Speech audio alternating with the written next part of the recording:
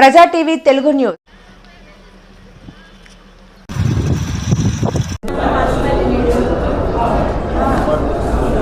ఈ రాష్ట్ర ప్రజల అభ్యున్నతి కోసం, ఈ రాష్ట్ర అభివృద్ధి కోసం, రాయలసీమ కష్టాలు, రాయలసీమ అభివృద్ధి కోసం, అట్లాగే అనంతపురం జిల్లా నా నియోజకవర్గం సింగనమల అన్ని స్థాయిల్లో కూడా అభివృద్ధికి అట్లాగే వికాసానికి అందరితో కలిసి పనిచేస్తానని ఈరోజు నన్ను సాధారణంగా ప్రేమగా ఆహ్వానించిన ప్రతి ఒక్కరికి కూడా పేరు పేరు నేను ధన్యవాదాలని తెలియజేస్తా ఉన్నా.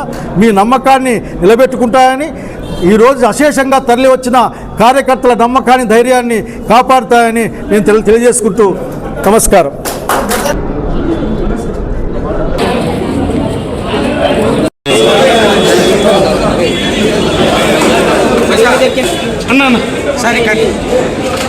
ఇంత సాధారణంగా ప్రేమపూర్వకంగా నన్ను అనంత వెంకటరామరెడ్డి గారి అధ్యక్షతన జిల్లా ఆఫీసులోకి ఆహ్వానించిన ప్రతి ఒక్క కార్యకర్తకు కూడా పేరు పేరున ధన్యవాదాలు తెలియజేస్తూ ఉన్నాను.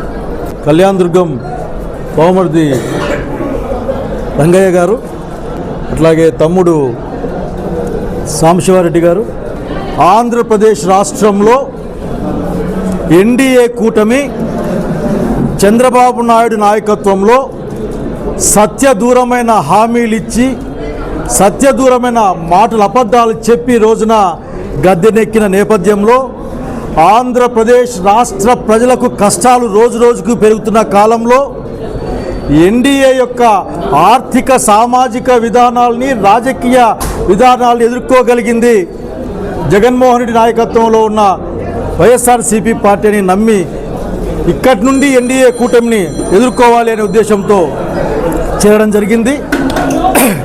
ఈ సందర్భంగా మీతో ఒక మాట చెప్పాలనుకుంటా ఉన్నా.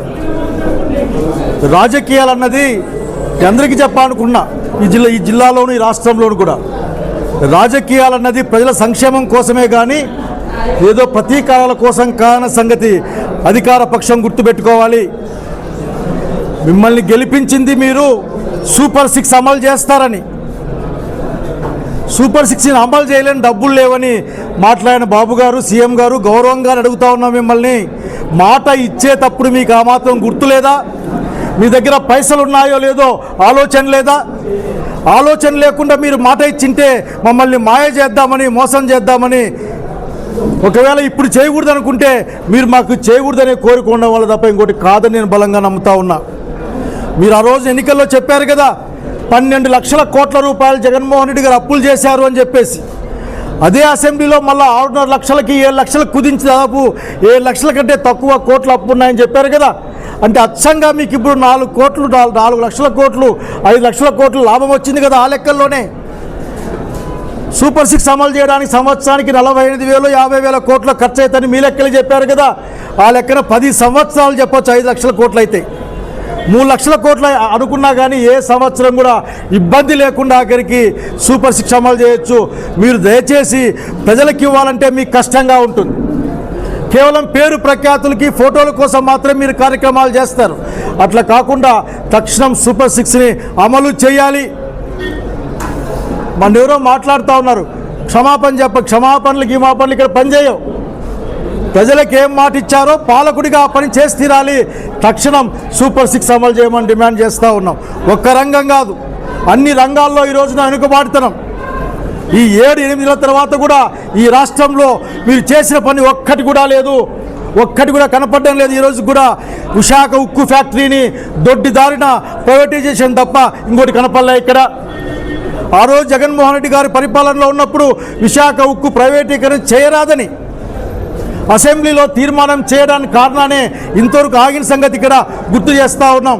కనుక సత్యదూరంగా అబద్ధాలతో ఎంతో కాలం జీవితాన్ని తీసుకెళ్ళలేరు.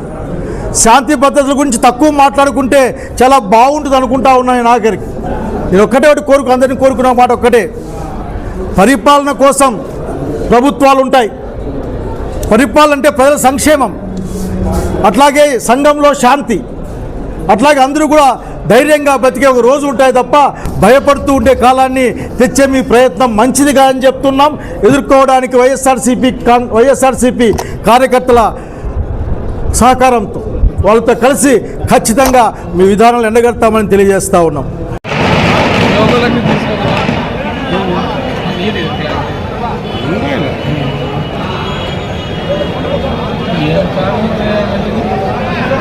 మాజీ మంత్రి కదా వాడు.